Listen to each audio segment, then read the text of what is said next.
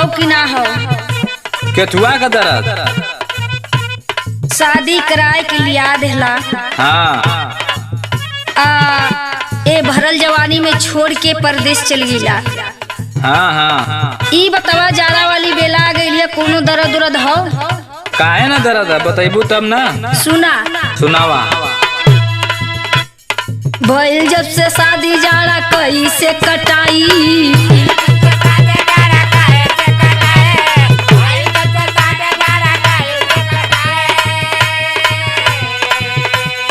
लागे तक कि पियावा के बात ना बुझाई।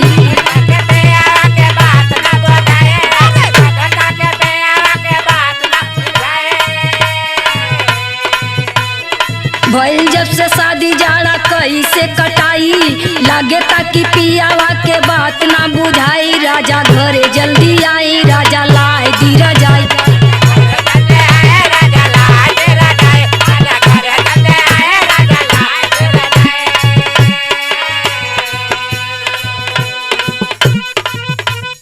काहे अगू तालू कुछ करे दा कमाई,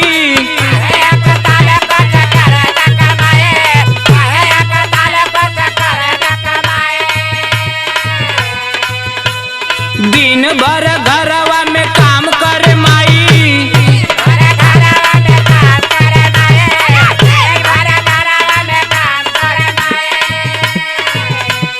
काहे अगू तालू कुछ करे दा कमाई, दिन भर घरवा में काम करे माई। रानी हमसे ना सहाई, हम लाइव ना रह जाई।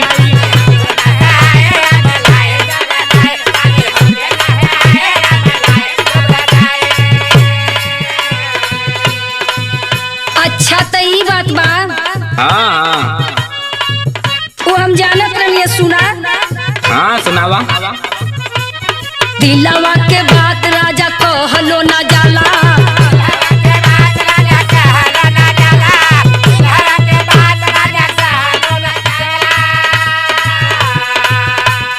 सोलह के जवानिया बस हलो ना जाला।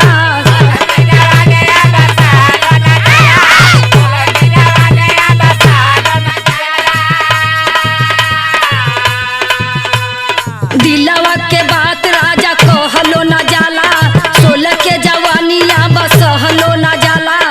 जरेला जवानी हई कैसे सहाई, राजा घरे जल्दी आई, राजा लाई दी रजाई।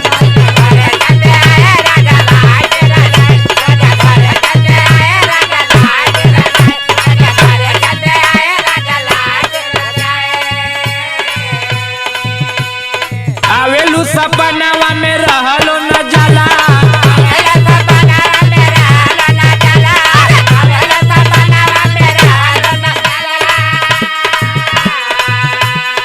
अमावा के रस रानी चूसलो न जाला।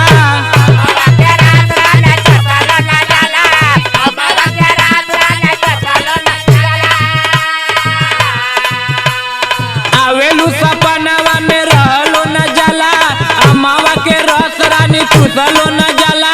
टूट गई है टूटा चीनी नीचे जे फेकाई, रानी हमसे ना सहाई, हम लाइव ना